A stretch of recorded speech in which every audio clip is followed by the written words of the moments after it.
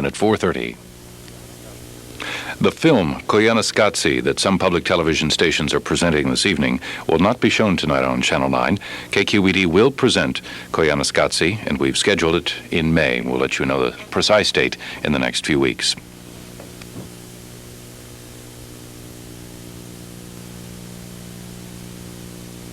Channel 9, KQED, San Francisco. That was a voice that was familiar to many of you, I'm sure, for 29 years. Bill Triest, the voice of KQED television.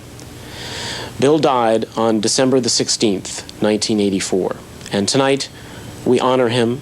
And over the next few hours, into the wee hours of this Saturday morning, here on Channel 9, we'll be presenting some of the programs that Bill not only announced, but hosted and produced over his career here at KQED. I'm Jim Scalem, Program Director of Channel 9. With me tonight, Charles Shere, former colleague at KQED, announcer and producer, now art critic and music critic for the Tribune. And Charles and I will be joined by some colleagues of Bill in the music world, Janet Guggenheim and/or Toth, Paul Hirsch, by former KQED program manager Jonathan Rice and former producer-director here at KQED, Winifred Murphy, to reminisce and tell some stories about Bill Triest. But now, Sedge Thomson and Roy Pierce prepared the following tribute to Bill, which was broadcast 3 nights after he died last December. Channel 9, KQED, San Francisco. The voice and man longest associated with KQED from shortly after the station's birth died Sunday afternoon after a short illness. Bill Triest was 71. His twinkling eyes made his elegant and intimate speech feel like a good story between friends. Tonight we honor Bill Triest, his work, and the spirit he imbued to this place of transistors and picture tubes, idealists and committed pragmatists, both employees and volunteers. Yes, dedication, commitment, and in August 1980, KQED celebrated Bill's 25th anniversary with KQED. Many of Bill's friends and colleagues showed up in the studio to surprise him. Mayor Feinstein issued a proclamation, and former newsroom anchor and mayoral press aide Mel Wax was there to read it. And whereas Bill Triest celebrates his 25th anniversary with KQED Channel 9 on Sunday, August 24, 1980, now therefore be it resolved that I, Diane Feinstein, Mayor of the City and County of San Francisco, hereby proclaim this day Bill Triest Appreciation Day in San Francisco. Thank you, Bill. Oh, God. Hello, Red. Well, Bill's affection for music and drama was lifelong. He trained at the Pasadena Playhouse and in 1934 went to New York to act. He later returned to California and worked in radio and helped found KPFA in Berkeley and served as its program director. In 1955, when Bill began work at KQED, the station was developing a new concept called educational television that appealed to Bill as the medium that could truly enlighten the world. In a sense, Bill's time with the station, almost 30 years, is the story of KQED. During his career with Channel 9, Bill produced and hosted hundreds of music shows with local and internationally renowned musicians. Some of the music shows produced at KQED were sent around the country to other stations of the burgeoning National Educational Television Network, NET. Bill's work was being seen nationally.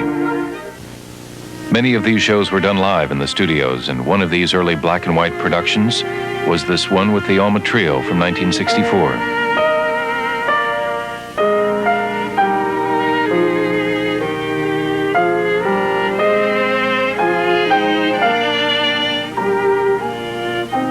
Bill's taste in music was eclectic, and he sought out the new and unusual, such as in 1966 Robert Erikson's piece for toy piano and bells.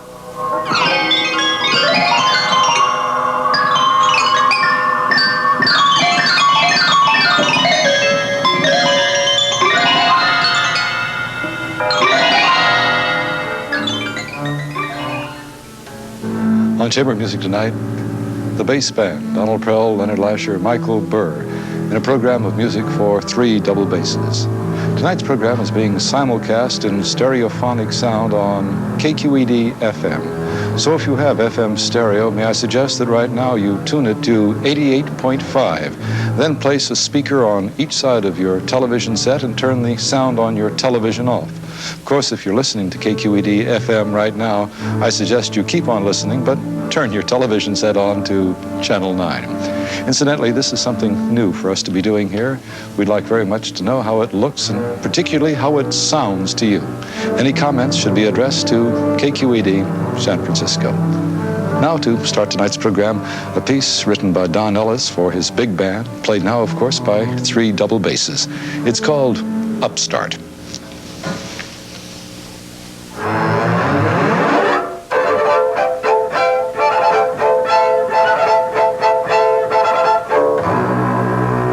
And by 1971, KQED was not only experimenting with stereo simulcasts, but also broadcasting in color.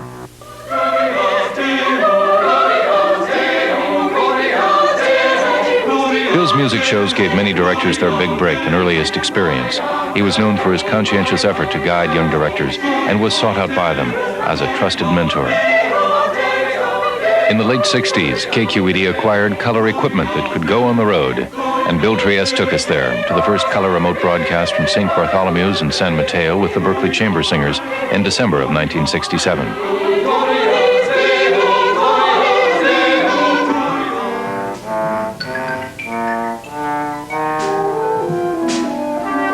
And to Mills College in 1971, where KQED taped a tribute to French composer Darius Mihaud.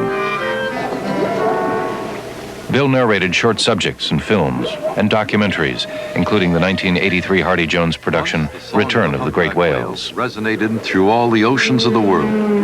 Before the whalers began their systematic slaughter, there may have been as many as 200,000 of these gentle giants. Good evening. I'm Bill Triest, and it's a great pleasure for KQED Channel 9 and for KQED-FM once again to be here at San Francisco's Louise M. Davies Symphony Hall to bring you the 4th annual Sing It Yourself Messiah. The Sing It Yourself Messiah was hosted by Bill for the past 5 years, and only illness kept Bill from presiding at this year's festivities. It was an evening that brought together his great loves: music, theater, live television, and support for Bay Area musicians. For 29 of the 30 KQED auctions, Bill was there urging the bids on in the annual community event. South San Francisco for their donation to the KQED auction. And you know what? You don't have very long. If you want that Seas Candies, you better get on the phone right now, get in a high bid and get it in fast to 877-5100. This is the last night of the KQED 25th anniversary auction. Everything is going to go, and it's going fast, fast, fast, fast. And right now, a great moment is about to happen on the auction. We're going over there across the auction floor to the big board and to reveal the results of that KNBR weekend. We have over there Jim Scalem and Mike Clary. Okay, Jim, take it away. All right, Mike. The 1982 Gala of Stars. This, the final night of Festival 82 here on KQED, non-commercial public television. And through pledge nights, Bill raised more money for KQED by his efforts than any other person over the years. For Bill, the delight in his work was working with people and ideas in a medium which encouraged the free play of both. Bill's opinion was always respected, both for its judgment and its directness. In a business where flattery is more common than a genuine assessment, Bill said what he thought in the clearest of words. A criticism was taken to heart. A compliment from Bill was cherished. Some of the finest thoughts about Bill were expressed by Jim Day, a founder of KQED and one of Bill's closest friends and associates, in a letter read by Jim Scalem at Bill's 25th anniversary celebration. Along with the well-deserved handshakes you'll be receiving this week, you may find a few headshakes. The disbelievers who wonder how a man can be an almost daily visitor in people's homes for 25 years and not wear thin his welcome. I think I can tell them how, because I can recall the day you joined KQED. 1955 was a watershed year. We had just recovered our footing after the financial slide earlier in the year, one of many financial slides we've had here, and we're looking phoenix-like to rise again. We needed someone before our cameras and behind our mics who would embody in voice and manner a vaguely formed image we had for the station. Friendly without being flip, warm without being cloying, authoritative without being stuffy. Whether you embodied all of that in 1955, I cannot recall. No. But I do know that at some point thereafter, the Image and Bill Triest became one, to the everlasting benefit of KQED. The Image was further enhanced by the concerts, the auctions, and all the other shows you left your mark upon. I wish I were there to shake your hand, or tug on your beard, or just to say thank you for years of satisfaction and pleasure and pride you brought me while I was both a viewer and a proctor of the station. They were wonderful years, and I'm gratified to know there are more still to come. Cordially, Jim Day. Wow. Well, Jim Day, Bill, many thanks. No, I'm not, because Jim Day, I clasp your hand, and I guess I say thank you to you, and I say thank you to all my friends that you see around me. They've been a great and wonderful and exciting 25 years. They've been absolutely great, and you know, it's people like this, it's people like Jim and John Rice and Win Murphy, Herb Sider, Mickey Salkin, Mel Wax, and everybody that's made it possible. So, and you know, there's somebody else that's made it possible. You have, and believe me, I mean it. The kind of being able to say hello to you has been a very wonderful experience, so I thank you. And now I think with all that and thanks all the way around, let's get back to where we ought to be, and that's to Beverly Hills, the Metropolitan Opera, and tonight's Gala of Stars. I'll pull the beard for the Jim Day. Okay.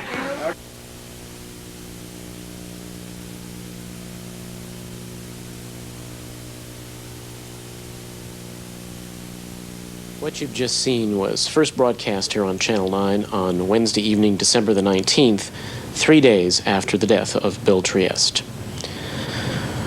I'm Jim Scalem once again here in the KQED studios for the rest of this evening with Charles Shere, music and art critic of the Oakland Tribune and former producer and announcer here at KQED.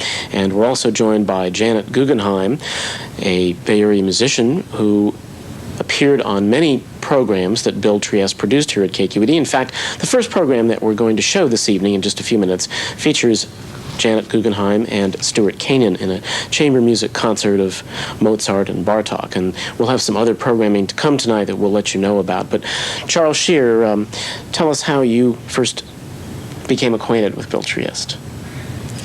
I was working at KPFA at the time. I was working there as a music director, and I noticed that at just about any interesting concert that I attended, I would often see Bill. And I recognized him because I also ran into him at the Co-op all the time in Berkeley, or saw him on his bicycle on the Berkeley streets or something like that.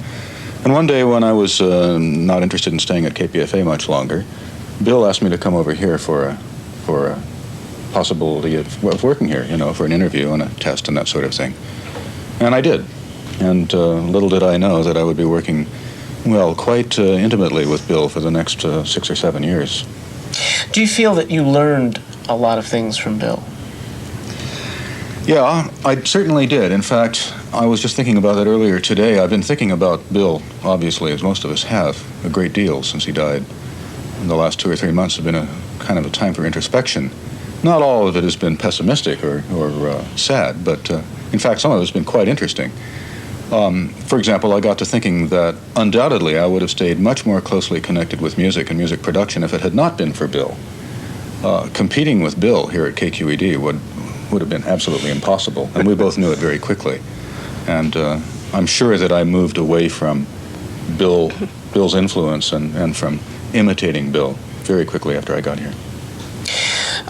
There were some programs that you actually did work on together, such as the homage to Darius Mihaud that we're going to show a bit later this evening. There were times when he particularly wanted me on hand to help him with interviews or to help him. I think that was more the case with contemporary music because it was something that I sort of specialized in. But he didn't need me, and he knew that he didn't need me. He was very generous, very, very generous man, and he had me on hand lots of times when there's absolutely no reason for me to be there. Well, Bill came to KQED the second year we were on the air, just about the end of the first year, in August, I believe, of 1955. And in speaking with the founders of KQED, John Rice and Jim Day, on the radio show that KQED-FM had this afternoon, Jim Day mentioned that what he was looking for was the kind of conversational approach that Bill used in his work at KPFA. That was what he wanted for KQED. And he felt that we were guests in people's homes, and that you shouldn't shout was one of the things that I know that he told Bill. I wonder if Bill, in asking you to come on board essentially as a second announcer here at KQED, whether he passed on any of those kinds of guidelines to you. I think those were probably concepts that we already shared. And don't forget that Bill's influence at KPFA was very, very extensive. He had left KPFA when he came here in 1954, but he had almost founded a kind of style, a dynastic kind of style, that continued at KPFA for the next, certainly for the next 10 or 15 years. And I'm sure that's where I got what little training I had. Well, we are also joined now tonight by Janet Guggenheim, who, with Stuart Canin, did a program in 1971 that we're going to show in just a moment or two. Janet, we welcome you, and what can you tell us about your first association with Bill? Well, as Charles was speaking, I realized my first association goes back farther than I realized.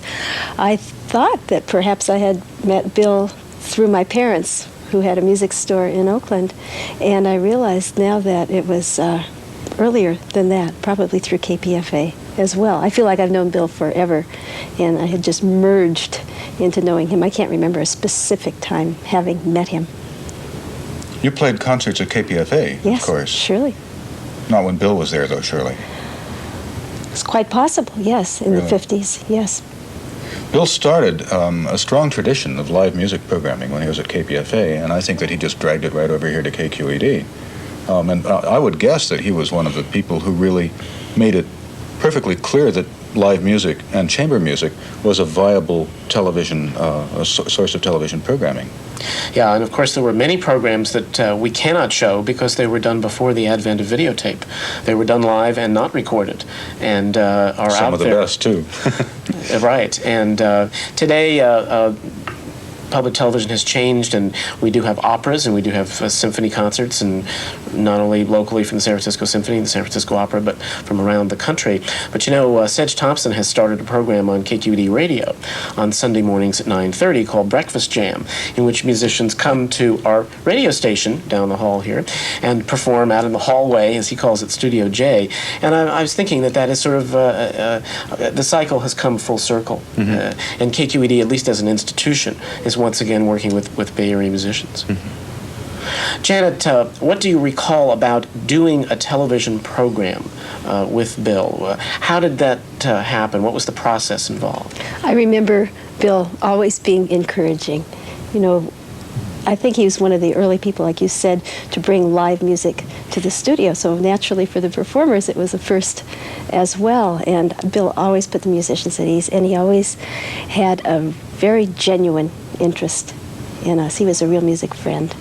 How did he put you at ease? Did he seem to be so at ease himself that he put you at ease, or I should think not? I always knew he was a very erudite person, but he was totally unpretentious. A very relaxed person. Of course, the pipe perpetually in the mouth, and just a very laid-back sort of a person who gave you a very quiet support prior to a performance. One of the things that I think we'll be talking about a lot now and then throughout the evening is Bill as actor. I think, you know, as I've been thinking about Bill and remembering that he started out in acting and wanted to have an actor's career, and then of course didn't. He was in New York, in fact, in the 30s, and knew people like E.G. Marshall and Luther Adler, and starved with E.G. Marshall, as he often said. But he was a natural performer, an absolutely natural performer, and I'm sure he must have communicated that to other performers. They must have realized they were with somebody who knew what he was doing, and that must take a great deal of the tension off the musician. Natural, not a performer. As I would put the emphasis on the natural. Right. Because like I said, he was totally unpretentious, and yeah, I think you're right about that. He was at ease with himself. He was comfortable, which, of course, was transmitted to us. Well, I think that we've talked long enough for this segment. Maybe we should get to our first program, Charles. We're going to be looking at a program called Chamber Music that was produced in 1971, so that's a sort of late middle generation program for Bill.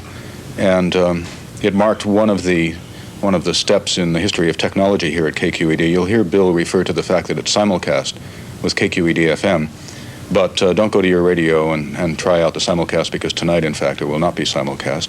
We're going to be seeing a performance of the Bartok Second Sonata, and you said to fill out the time, you did the Mozart? Well, yes. And the Mozart E minor Sonata, and here's Bill to introduce that program.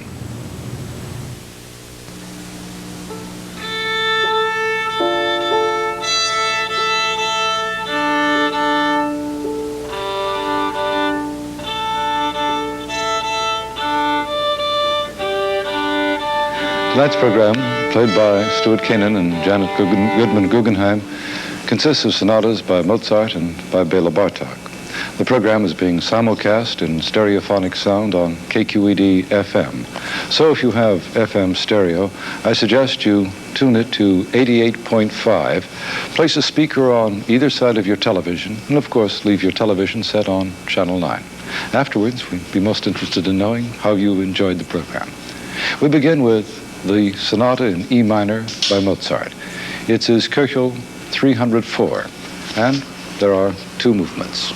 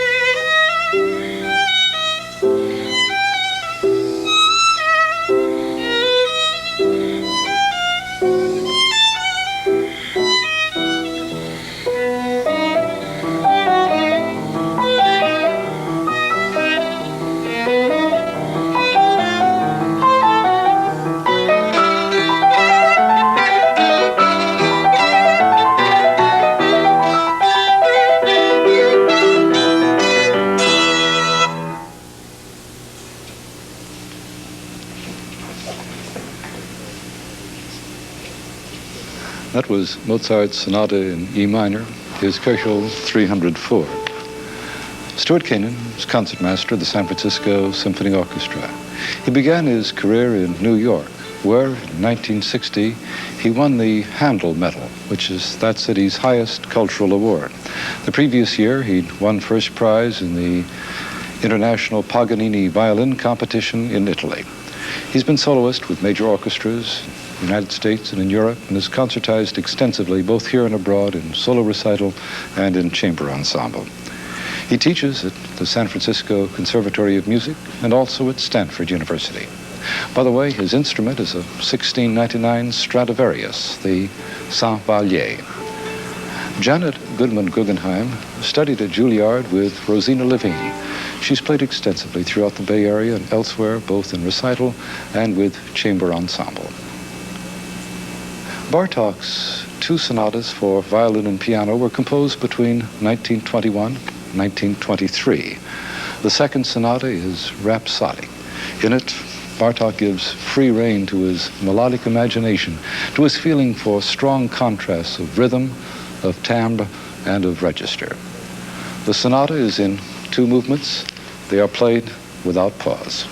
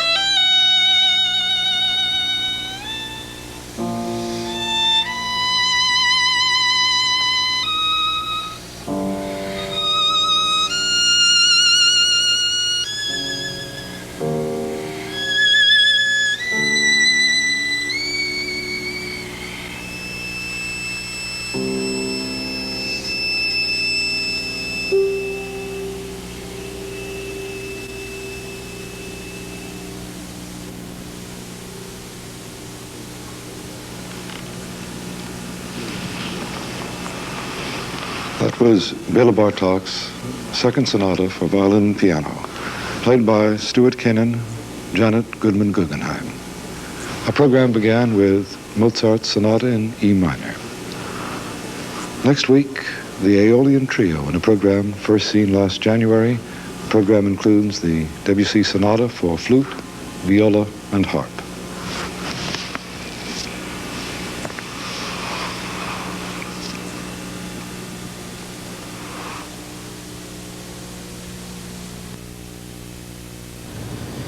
That program was videotaped in 1971. It was part of a weekly chamber music series on Channel 9 at that time that Bill Triest produced and hosted.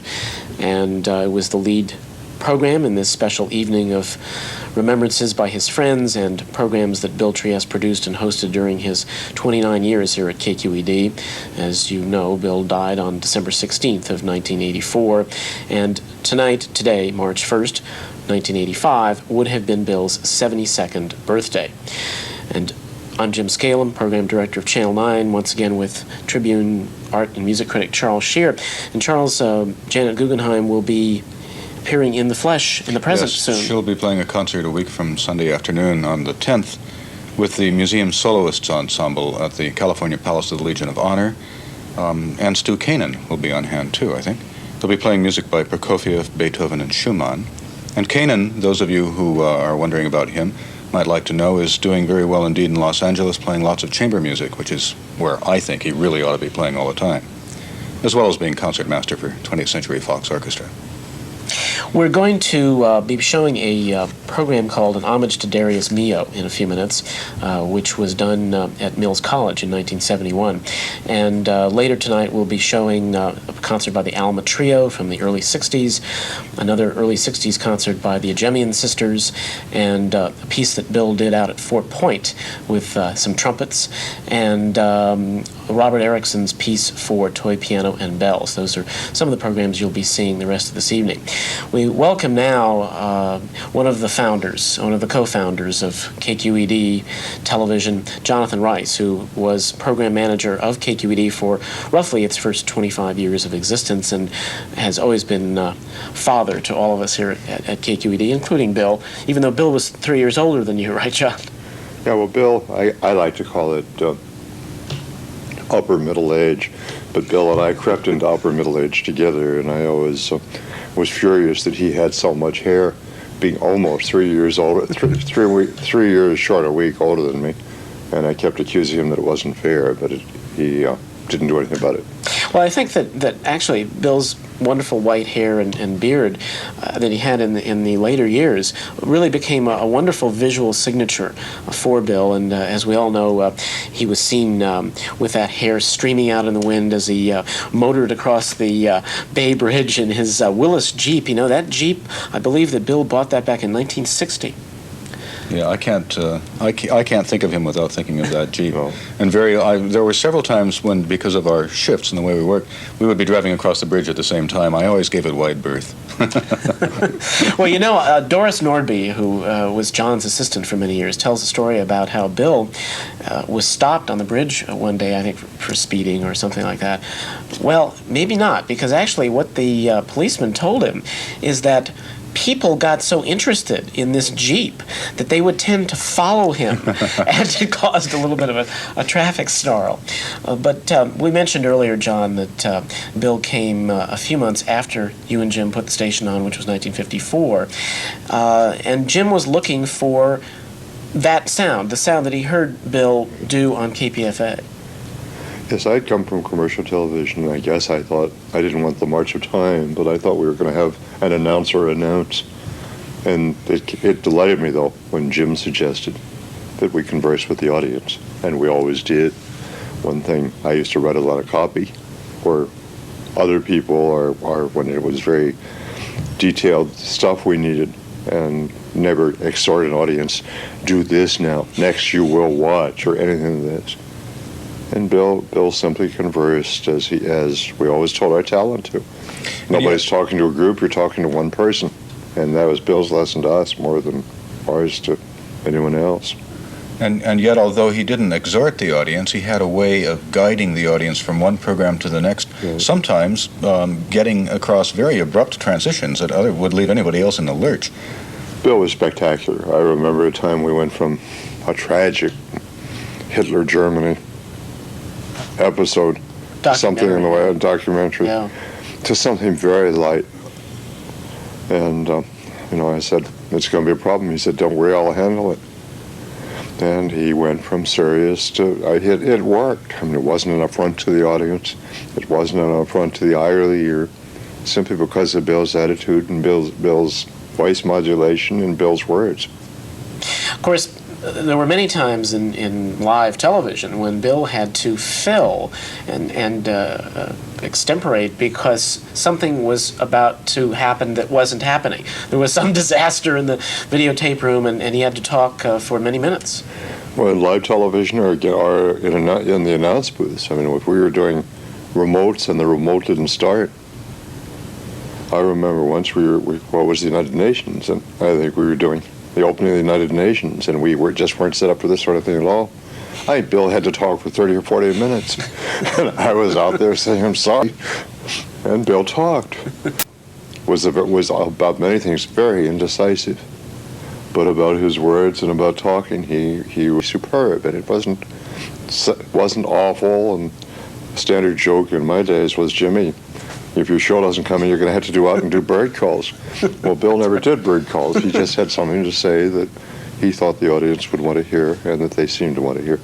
Yeah, even 2 or 3 years ago, we had Beverly Sills Golf Stars, which is the traditional wind-up to the March Membership Festival fundraising drive, and it was followed by a follow-up program with Big Bird and Mary Martin and some other people, and we were fundraising, and Bill was doing a break in the program, and then he said, now let's go back to the final portion of the Star Spectacular, whatever it was called, and up came the opening to Sneak Previews, the film review series, and so we immediately went back to the studio, and Bill had to hem and haw a bit, and we found that the tape had been rewound that had the rest of the Mary Martin program on it, and it had broken in rewinding it.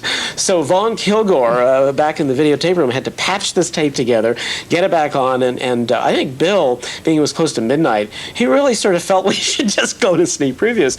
And I kept saying, no, we have to show the remainder of the program, because no one knew what happened to Big Bird in this search that he was making. So Bill had to talk for about 18 minutes.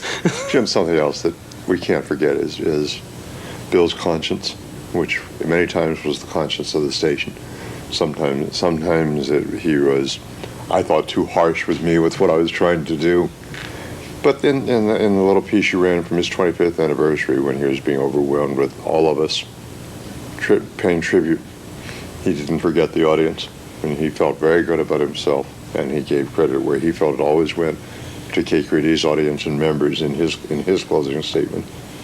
And he always did this, and he never thought we should slight anyone. I do have one story that I mentioned on radio that is just very fits into this, and that is of the Steinway Grand that we own here. Because when Bill started doing the music, we used to borrow piano from a local dealer, and somehow they always needed it back just before we had the best musician of the time coming. And it was really an alteration for Bill and myself, and we were going crazy. And that firm came to us one day with a really awful film series about how to learn to play the piano. It was taught by a Texan with a broad accent, and he kept saying, it's fun, it's not hard, and that was completely against Bill, and Bill wanted you to know it was hard, but it was worth it. Anyhow, they said they would give us the piano if we ran that program. And I swallowed it 6 times very hard, and Bill swallowed his conscience, which was even harder, and we finally said yes. I don't think anyone saw the program, but we have the program to this day. Bill mothered it through flood and rain leaks, and what would you estimate? It's been in 2,000. It's been on the air 2,000 times at KQED in nearly 30 years, and Bill loved the piano, and it was he brought it to us and mothered it. Well, the thing about, you've touched on 2 things that are really important. One is that there is isn't it awful? It's so hard to say was. And I won't. There is a really sentimental streak to Bill that runs through him throughout, and it's a good kind of sentiment. It's not sentimentality. There's nothing wishy-washy about it. The other thing is that there's a tremendous respect for the art, for the artist, even for an object like a piano, which to him was something to cherish and to care for, to maintain.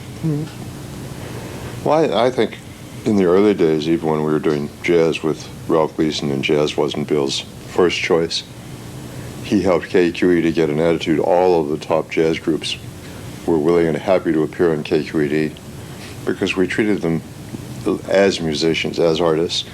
How do you want to sit? Do you want to sit high or low? The networks at that point were saying, we want you to play 2.5 minutes, and we want to shoot your violin from under your left elbow. So you have to play this way or whatever. I was astonished when I came here to discover that people could read music. Right. And at 4:30, the film